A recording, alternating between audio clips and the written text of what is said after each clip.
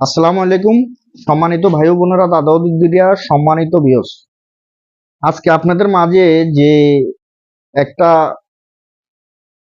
নকশা নিয়ে আসছি। ডিভোর্স হয়ে যাওয়ার নারী, আপনার স্বামী আপনাকে ছেড়ে দিবে বা ছেড়ে দিচ্ছে, এ ধরনের কোনো নারী আছে সংসারে বা যে কোনো জায়গায় থাকতে পারে। এই নকশাটা, স্ক্রিনে যে নকশাটা দেখতেছেন, এই নকশাটা ভালো করে দেখে নেন। এই নকশাটা দিয়ে কি করবেন? আপনাকে ডিভোর্স দিয়ে দিবে, এই ধরনের কোনো চিন্তা ভাবনা আছে? সালিশ হবে অমুক তারিখে, আমার স্বামী তো আমাকে ছেড়ে দিবে, কি করব? প্রাথমিকভাবে এই নকশাটা লিখবেন। লিখে যে কোনো কিছুর মাধ্যমে হোক স্বামীকে খাওয়াইয়ে দিবেন। খাওয়াই দেওয়ার পরে সালিশ তো দূরের কথা, আপনার স্বামী আপনাকে ফেলে রেখে কোথাও যাবে না, চাকরিতে পর্যন্ত যাবে না। যে নকশাটা দিছি, এটা ভালো করে অঙ্কন করবেন। মিশকু জাফরান কালি দিয়ে বুঝপাতার উপর অঙ্কন করবেন।